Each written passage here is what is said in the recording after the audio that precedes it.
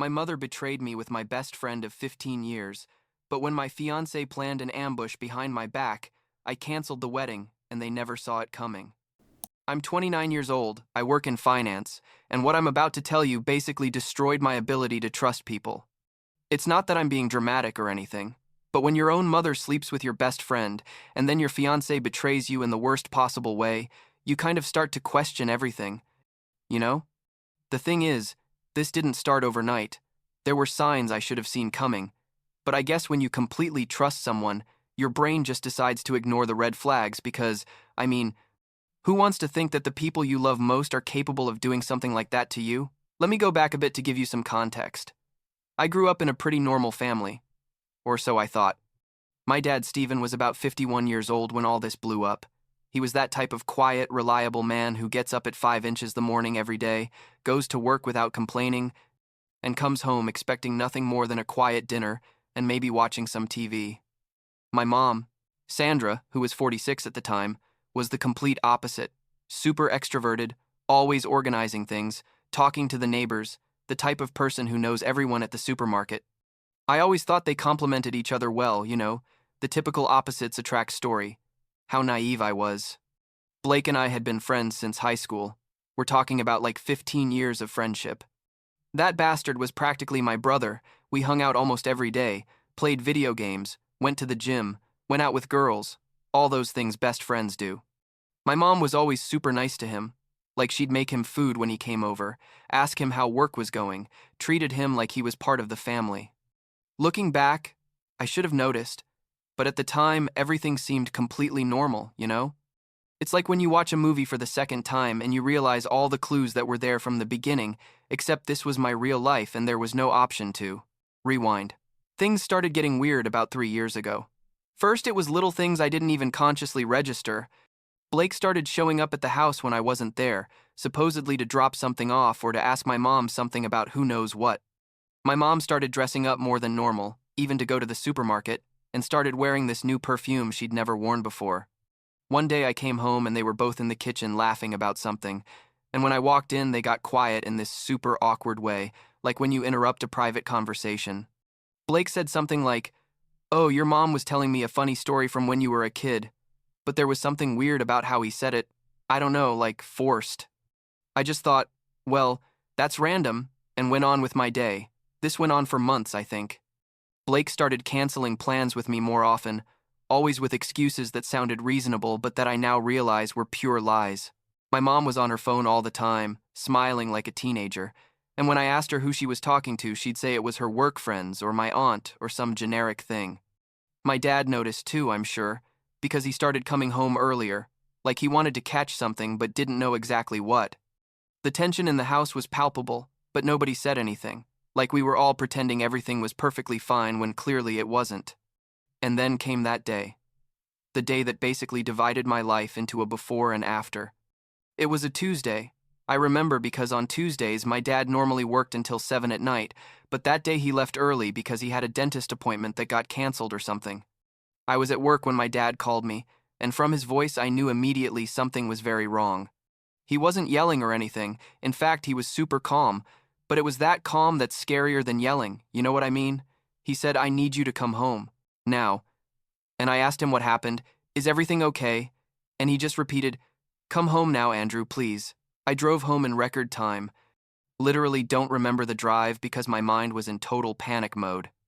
When I arrived, my dad was sitting in the living room with a beer in his hand, something he never did on weekdays, and his face was like stone, completely expressionless. I sat across from him and the first thing he asked was, "When was the last time you saw Blake?" And I said, "I don't know, like 2 days ago, why?"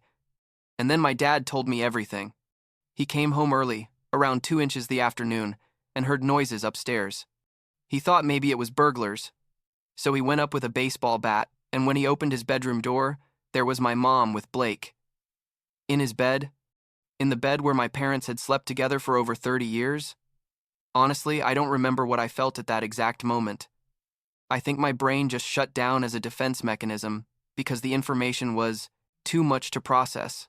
I asked my dad if he was sure, as if there was some chance it was a misunderstanding, and he looked at me and said, "Andrew, I saw them with my own eyes. There's no doubt. He told me Blake ran out of the house practically naked, without even looking for all his clothes, and that my mom started crying and saying, "I'm sorry, I'm sorry, I'm sorry," like a broken record. My dad told her to leave the house for the night, because if she stayed, he didn't know what he'd do, and she went to a hotel or a friend's house. I don't know and didn't care at that moment.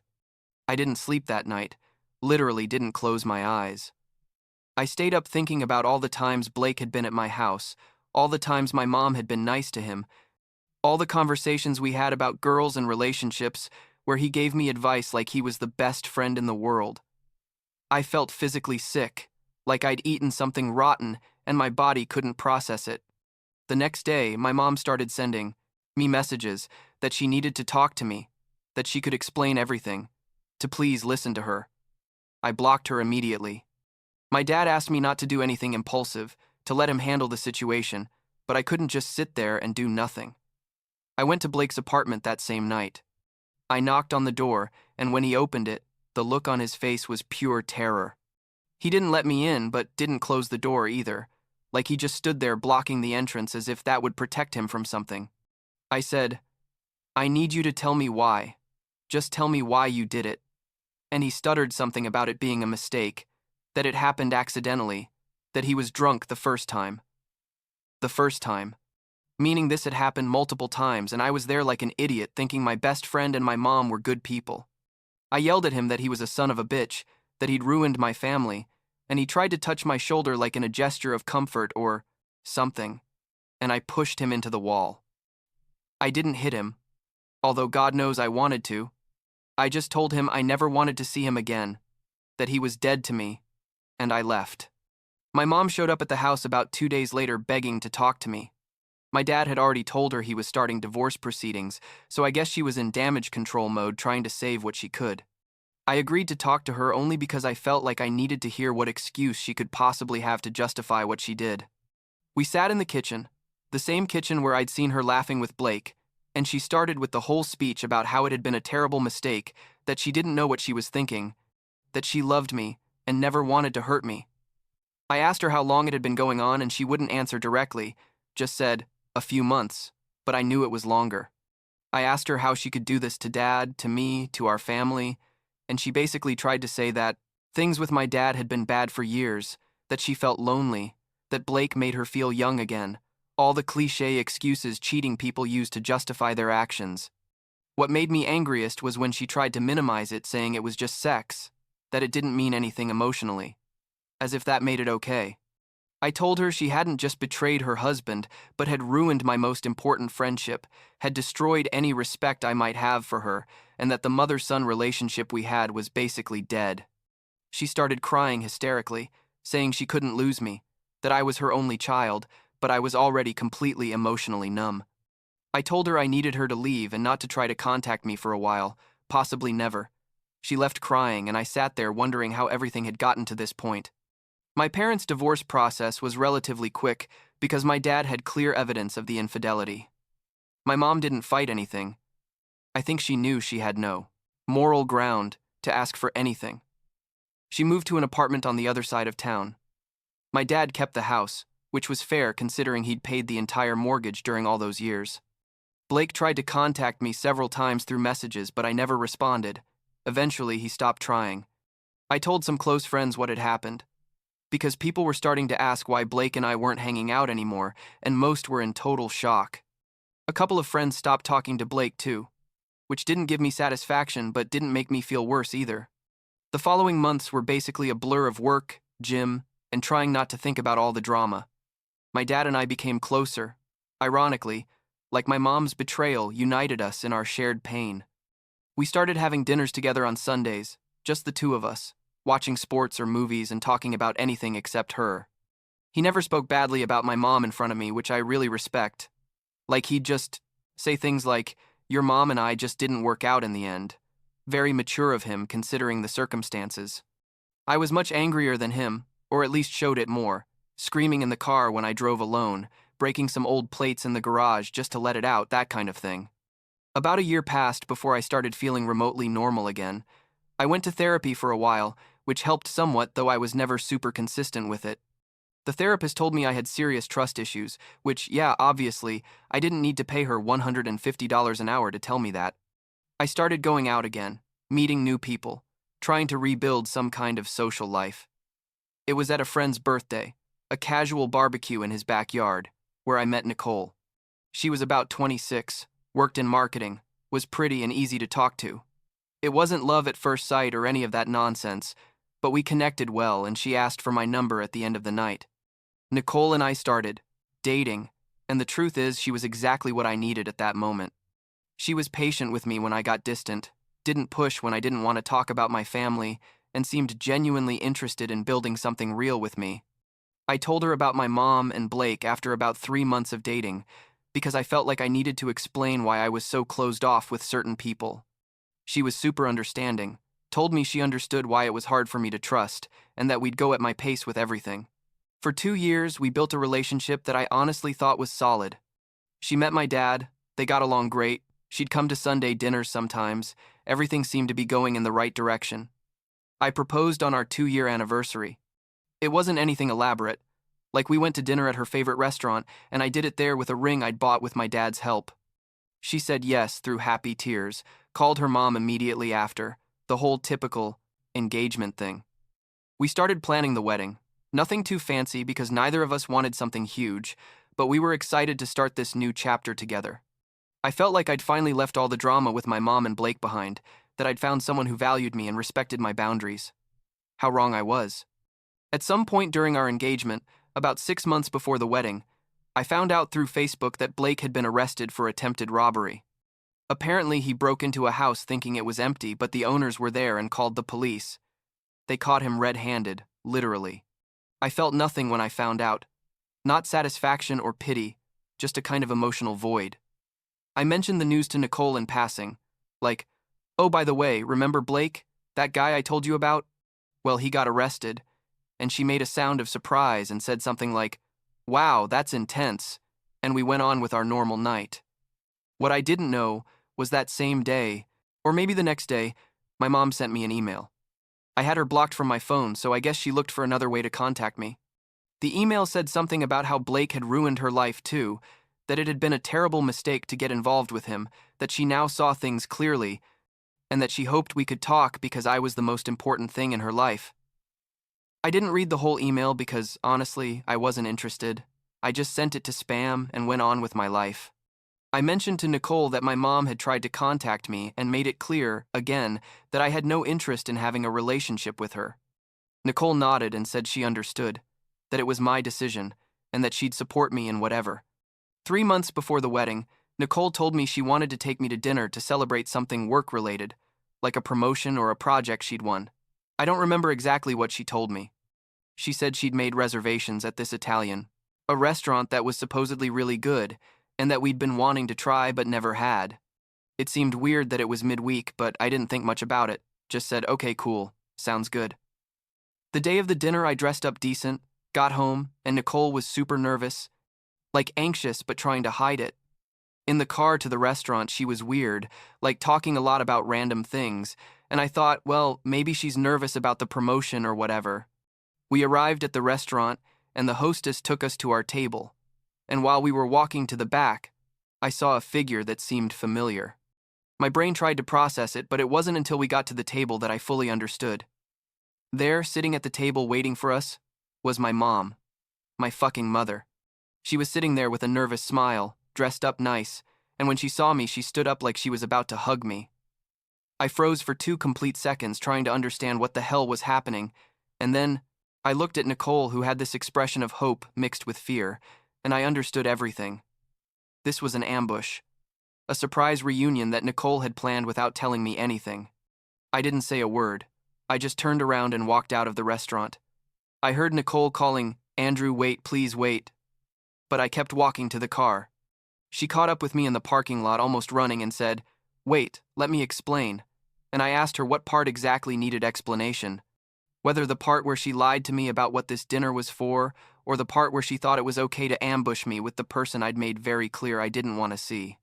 She started crying, saying she just wanted to help, that my mom had contacted her and told her side of the story, that she thought I needed to close this chapter of my life to be able to be happy. I told her to get in the car because I wasn't going to have this conversation in a public parking lot. I drove home in complete silence while she cried in the passenger seat, trying to justify what she'd done. When we got home, we sat in the living room, and I asked her how long she'd been talking to my mom. She admitted they'd been talking by email for about 3 months, since I told her about Blake being arrested. My mom had contacted her directly at her work email, which isn't hard to find if you know where to look, and had sold her this whole story about how she wanted to reconcile with me, but I wouldn't give her the opportunity. Nicole, in her infinite stupidity or naivety or whatever, thought she was doing something noble by helping her. I explained, again, why I didn't want contact with my mom. It wasn't just about the infidelity, though that was serious enough. It was about the fact that she'd chosen to destroy our family for nothing, had ruined my relationship with my best friend, and had never shown true remorse beyond being sad she got caught. I told Nicole that the most serious thing about all this wasn't even that she'd talked to my mom behind my back, but that she'd completely ignored the boundaries I'd clearly established multiple times. I'd explicitly told her I wanted nothing to do with my mom, and she decided she knew better than me what I needed. That was a betrayal almost as big as what my mom and Blake had done. Nicole tried to argue that she'd done it out of love, that she wanted me to heal, that she thought having my mom at the wedding was important. I asked her at what point during the 2 years we'd been together did I give her the impression that I wanted my mom at our wedding or in any part of my life. She had no answer for that, just kept crying and saying she'd made a mistake. I told her yes, she'd made a huge mistake, one that basically destroyed the trust I had in her. How was I supposed to marry someone who so easily ignored my boundaries and made decisions about my life without consulting me? What else would she do behind my back in the future, thinking that was for my own good? That night I slept in the guest room. The next few days were tense and horrible. Nicole begged me to think about it, that we could go to couples therapy, that she'd never do something like that again. It didn't matter how much she apologized or how many promises she made, she'd already shown that she didn't respect my autonomy or my decisions. I called my dad and told him everything, and he sighed very deeply and told me he was very sorry, that he thought Nicole was different. I thought so too, Dad. I thought so too. 2 weeks later, I told Nicole I couldn't go through with the wedding. She went into total panic mode, saying I was overreacting, that we could work it out, but I'd already made my decision. I told her she could stay in the apartment until she found another place, that I'd stay with my dad meanwhile. We canceled all the wedding plans, had to explain to our families and friends that the wedding wasn't happening. It was a whole emotional and logistical disaster. Some people told me I was being too harsh, that everyone makes mistakes, but nobody who told me that had gone through what I went through with my mom and Blake. They didn't understand that for me this wasn't just a mistake, it was a repetition of exactly the same pattern of betrayal and violation of trust. Nicole moved out about a month later. She gave me back the engagement ring, which I ended up selling because I didn't want anything to remind me of that period. I blocked my mom from her email too after Nicole left. I wasn't going to give her any other way to try to contact me. I updated all my privacy settings on social media, changed my contact numbers anywhere my mom could find them. Basically built a wall between her and me that I hoped would be impenetrable. Now I'm 29, living alone in an apartment I like, and my dad and I continue with our Sunday dinners. He's seeing someone new, a lady from his work who seems genuinely like a good person, and I'm glad he's trying to be happy again. I haven't dated anyone since Nicole. Honestly, I don't know if I want to trust someone that way again. My friends tell me I'll eventually meet someone worthwhile, but I don't know. The truth is, I'm fine alone for now. I've been going to therapy more consistently, trying to process all this in a healthier way instead of just keeping it to myself like I did the first time. Sometimes I wonder what my mom is doing now, if she's learned anything from all this, or if she still plays the victim of her own decisions. I wonder if Blake got out of jail, or if he's still there. I wonder if Nicole eventually understood why what she did was so wrong, or if she thinks I was the bad guy in the story. But they're just passing questions that come and go. They don't keep me up at night like before. I've accepted that some relationships simply can't be repaired. No matter how much someone apologizes or how much time passes, there are betrayals that permanently change who you are and how you see the world, and what my mom, Blake, and Nicole did definitely falls into that category. And it's okay, I guess, to be okay with never being okay with them again.